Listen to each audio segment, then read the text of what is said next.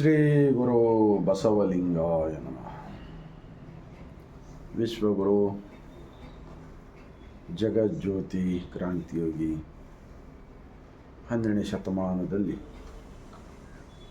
ಬಿಜ್ಜಳ ರಾಜರ ಪ್ರಧಾನಮಂತ್ರಿಯಾಗಿದ್ದುಕೊಂಡು ಈ ದೇಶದಲ್ಲಿ ನಡೀತಕ್ಕಂಥ ಅನ್ಯಾಯ, ಅನೀತಿ, ಅಧರ್ಮ, ಅನಾಚಾರ ಹೀಗೆ ಹಲವು ಕೆಟ್ಟದ್ದನ್ನು ಕಂಡು ಮಹಾತ್ಮ ಬಸವಣ್ಣನವರು ಅನುಭವ ಮಂಟಪದ ಮೂಲಕ ಉತ್ಪಾದಕ ವರ್ಗದವರು, ದುಡಿಯುವ ವರ್ಗದವರು, ತುಳಿತಕ್ಕೆ ಒಳಗಾದವರು, ಶೋಷಣೆಗೆ ಒಳಗಾದವರು, ಹೀಗೆ ನೋವನ್ನು ಅನುಭವಿಸ್ತಕ್ಕಂಥ ಒಂದು ಕಂಡು ಪ್ರಾಣಿ ದೇವರ ಹೆಸರುಗಳ ಮೇಲೆ ಪ್ರಾಣಿ ಪಕ್ಷಿಗಳ ಬಲಿ ಕೊಡ್ತಕ್ಕಂಥದ್ದು, ಅನೇಕ ಮೂಢರೂಢಿಗಳು, ಇವೆಲ್ಲ ಒಡೆದು ಆಳುವ ನೀತಿಯನ್ನು ಕಂಡು ಬಸವಣ್ಣನವರು ಅನುಭವ ಮಂಟಪದ ಮೂಲಕ ಲಿಂಗ ಆಯತ ಧರ್ಮ ಸ್ಥಾಪನೆ ಮಾಡಿದರು.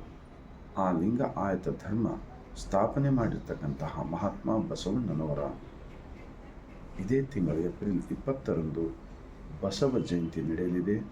ಇಂತಹ ಬಸವ ಜಯಂತಿ ಎಂದರೆ ಇಡೀ ಬ್ರಹ್ಮಾಂಡದಲ್ಲಿ ಹುಟ್ಟಿ ಬರ್ತಕ್ಕಂಥ ಮಾನವ ಲೋಕಕ್ಕೆ, ಪ್ರಾಣಿ ಪಕ್ಷಿಗಳಿಗೆ, ಗಿಡ ಮರಗಳಿಗೆ, ನದಿಗಳು, ಸಮುದ್ರಗಳು, ಎಲ್ಲ ಬ್ರಹ್ಮಾಂಡದಲ್ಲಿ ಈ ಚಲನಶೀಲದಲ್ಲಿರ್ತಕ್ಕಂಥ ಎಲ್ಲವಕ್ಕೂ ಸೃಷ್ಟಿಕರ್ತ ಒಬ್ಬನೇ ದೇವರು.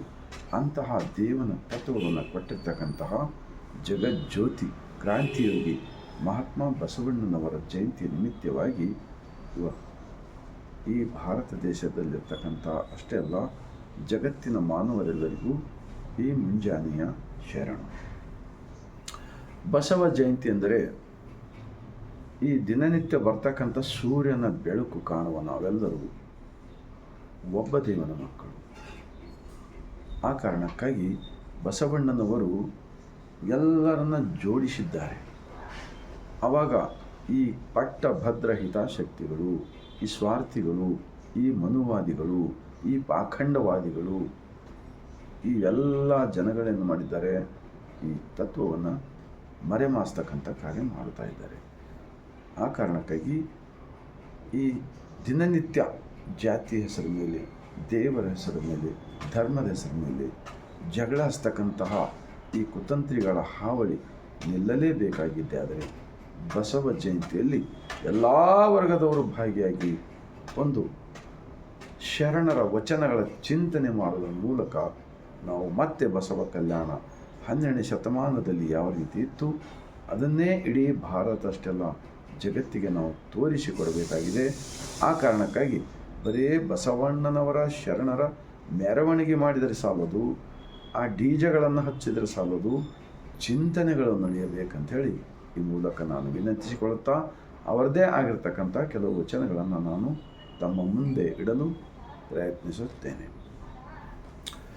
ಒಂದು ಬಸವಣ್ಣನವರ ವಚನ: ಜಾತಿ ಹಿಡಿದು ಸೂತಕವನ್ನು ಅರಸುವೆ, ಜ್ಯೋತಿ ಹಿಡಿದು ಕತ್ತಲೆಯನ್ನು ಅರಸುವೆ, ಇದೇಕೋ ಮರುಳ ಮಾನವ ಜಾತಿಯಲ್ಲಿ ಅಧಿಕ ನಿಂಬೆನು, ವಿಪ್ರರು ಶತಕೋಟಿಗಳಿದ್ದಲ್ಲಿ ಫಲವೇನು, ಭಕ್ತ ಶಿರೋಮಣಿ ಎಂಬುದು ವಚನ ನಮ್ಮ ಕೂಡಲ ಸಂಗನ ಶರಣರ ಪಾದ ಪರುಷ ನಂಬು, ಕೆಡಬೇಡ ಮಾನವ, ಕೆಡಬೇಡ ಮಾನವ.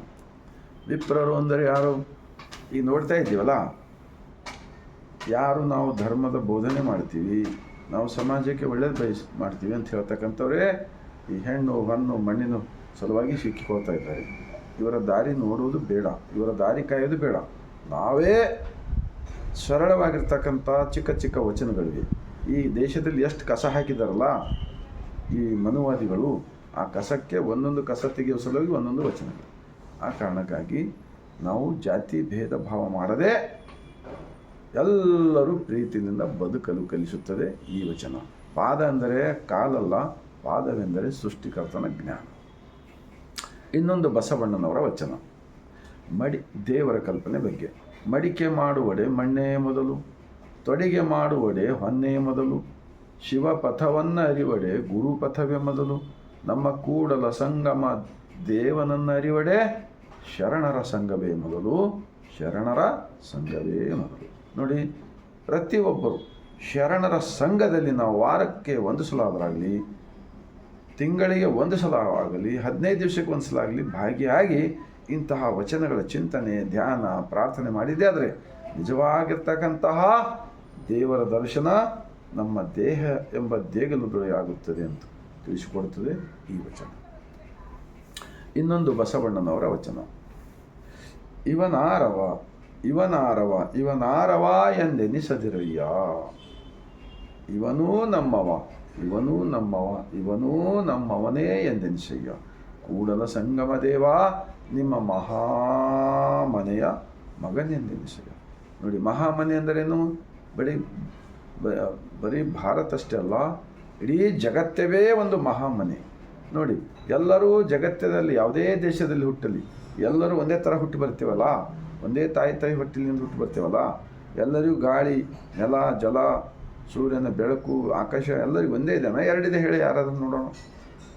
ಇಷ್ಟು ಸತ್ಯವಿದ್ದರೂ ಕೂಡ ಇವತ್ತು ದೇಶದಲ್ಲಿ ಹಿಂದೂ, ಮುಸ್ಲಿಂ, ಕ್ರೈಸ್ತ, ದೇವರು, ಧರ್ಮ ಇವೆಲ್ಲವೇನು ಅಪಪ್ರಚಾರ ಮಾಡ್ತಾ ಇದ್ದಾರಲ್ಲ, ಈ ಅಪಪ್ರಚಾರ ನಿಲ್ಲಿಸಲು ಬರುವ ಬಸವ ಜಯಂತಿಗೆ ಎಲ್ಲ ಜಾತಿ ವರ್ಗದವರು, ಮುಸ್ಲಿಂ ಇರಲಿ, ಕ್ರೈಸ್ತರಿರಲಿ, ಅಂಬೇಡ್ಕರ್ವಾದಿಗಳ ನಾವೆಲ್ಲರೂ ಒಂದೇ ದೇವದ ಮಕ್ಕಳಿದ್ದೀವಿ ಅಂಥೇಳಿ ಈ ಗಟ್ಟಿತನ ಇಟ್ಕೊಂಡು ಬಸವ ಜಯಂತಿಯ ನಿಮಿತ್ತ ಎಲ್ಲ ಗ್ರಾಮ ಪಟ್ಟಣಗಳಲ್ಲಿ ವಚನಗಳ ಚಿಂತನೆ ನಡೆಯಲಿ.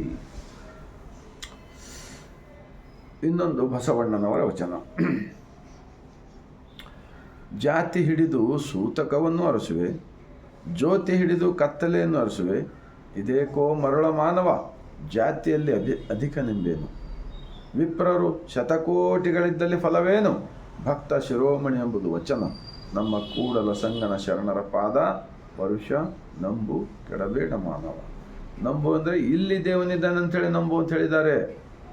ಇಲ್ಲಿ ಈ ದೇಹದೊಳಗೆ ದೇವರು ಇರಲಾರ್ದೆ ಹೋದಲ್ಲಿ ನಾವು ಬದುಕ್ತೀವಾ?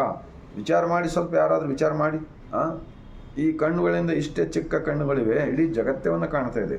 ಅಂದ ಬಳಿಕ ಇಷ್ಟೊಂದು ದೊಡ್ಡ ಜಗತ್ತದ ಒಡೆಯ ಜಗದೀಶ ನಮ್ಮೊಳಗೆ ಇದ್ದಾನೆ. ಅಂತಹ ದೇವನಿಗೆ ಮೂರ್ತಿ ಇಲ್ಲ, ಗುಡಿ ಇಲ್ಲ, ಗುಂಡಾರವಿಲ್ಲ, ಜಾತ್ರೆಗಳಿಲ್ಲ. ಇವು ಏನು ಮಾಡ್ತಾರೆ? ಧ್ಯಾನ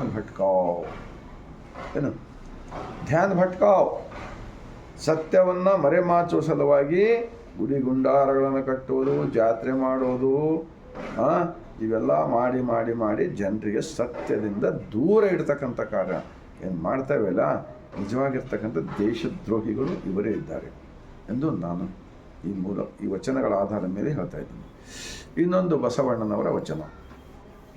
ಉಳ್ಳವರು ಶಿವಾಲಯ ಮಾಡುವರು, ನಾನೇನ ಮಾಡುವೆ ಬಡವನಯ್ಯ, ಎನ್ನ ಕಾಲೇ ಕಂಬ, ಎನ್ನ ಈ ದೇಹವೇ ದೇಗುಲ, ಎನ್ನ ಶಿರವೇ ಅನ್ನದ ಕಳಸವಯ್ಯ, ಕೂಡಲ ಸಂಗಮ ದೇವ ನೀ ಕೇಳಯ್ಯ, ಸ್ಥಾವರಕ್ಕೆ ಅಳಿವು ಉಂಟು ಜಂಗಮಕ್ಕೆ ಅಳಿವು ಇಲ್ಲ. ಜಂಗಮವೆಂದರೆ ಯಾವುದೇ ಒಂದು ವಿಶೇಷ ಜಾತಿ ಅಲ್ಲ. ಜಂಗಮ ಎಂದರೆ ಜನನ, ಗಮನ, ಮರಣ. ಈ ಸತ್ಯವನ್ನು ಅರಿತುಕೊಂಡು ಸಮಾಜಕ್ಕೆ ಸೃಷ್ಟಿಕರ್ತನ ನಿಲುವನ್ನು ತಿಳಿಸ್ತಕ್ಕಂಥವರು ಅಥವಾ ಆಚರಣೆಯಲ್ಲಿ ತಂದು ಇನ್ನೊಬ್ಬರನ್ನು ತಿಳಿಸ್ತಕ್ಕಂಥವ್ರಿಗೆ ಜಂಗಮ ಎನ್ನುತ್ತಾರೆ. ಅಥವಾ ಎಲ್ಲ ಜೀವಗಳು ಕೂಡ ಆ ಜೀವಗಳಲ್ಲಿ ಸೃಷ್ಟಿಕರ್ತನ ಜ್ಞಾನಶಕ್ತಿ ಇದೆಯಲ್ಲ, ಅವೆಲ್ಲವೂ ಕೂಡ ಜಂಗಮ. ಹರಿಯುವ ನದಿ, ಸಮುದ್ರ, ಗಿಡಮರಗಳು, ಪ್ರಾಣಿ ಪಕ್ಷಿಗಳು ಎಲ್ಲಕ್ಕೂ ಒಬ್ಬ ದೇವನ ಕನೆಕ್ಷನ್ ಇದೆ ಎಂದು ಈ ಬಸವ ಜಯಂತಿ ಹೇಳಿಕೊಡುತ್ತದೆ. 770 ಜನ ಅಮರಗಣಗಳು, ಲಕ್ಷದ ಮೇಲೆ 96,000 ಉತ್ಪಾದಕ ದುಡಿಯುವ ವರ್ಗದವರು ಕೂಡಿ ಕಟ್ಟಿದ ಧರ್ಮ ಅನುಭವ ಮಂಟಪದ ಲಿಂಗಾಯತ ಧರ್ಮವಿದೆ. ಈ ಧರ್ಮ ನಿಜಕ್ಕೂ ನಾವೆಲ್ಲರೂ 23 ಭಾಷೆಗಳಲ್ಲಿ ಸಿಗುತ್ತವೆ. ಈ ವಚನಗಳು ಅರ್ಥ ಮಾಡಿಕೊಳ್ಳೋಣ. ಈ ಭೂಮಿಗೆ ಹುಟ್ಟಿ ಬಂದಿದ್ದಕ್ಕೆ ಇದೇ ಜನ್ಮದಲ್ಲಿ ಸತ್ಯವನ್ನು ಅರಿಯೋಣ, ಸತ್ಯವನ್ನು ಜನಮನಕ್ಕೆ ಮುಟ್ಟಿಸೋಣ, ಎಲ್ಲರೂ ಕೂಡಿ ಬಾಳೋಣ ಎಂದು ಈ ಮೂಲಕ ಮತ್ತೊಮ್ಮೆ ವಿನಂತಿಸಿಕೊಳ್ತಾ, ತಮ್ಮೆಲ್ಲರ ಹೃದಯವಿದ್ದರೆ ಮನಕ್ಕೆ ತಟ್ಟಿದೆ ಆದರೆ ಲೈಕ್ ಮಾಡಿರಿ, ಸಬ್ಸ್ಕ್ರೈಬ್ ಮಾಡಿರಿ. 145 ಕೋಟಿ ಭಾರತೀಯರಿಗೆ ಈ ವಿಡಿಯೋ ತಲುಪಿಸುವ ಕಾರ್ಯ ಮಾಡುವಿರಿ ಎಂದು ನಾನು ಮತ್ತೊಮ್ಮೆ ವಿನಂತಿಸಿಕೊಳ್ಳುತ್ತಾ, ಈ ಮುಂಜಾನೆಯ ಇಡೀ ಜಗತ್ತಿನ ಮಾನವರೆಲ್ಲರಿಗೂ ಬಸವ ಜಯಂತಿ ನಿಮಿತ್ತವಾಗಿ ಬಾಗಿದ ತಲೆ ಮುಗಿದ ಕೈಲಿಂದ ಶರಣ.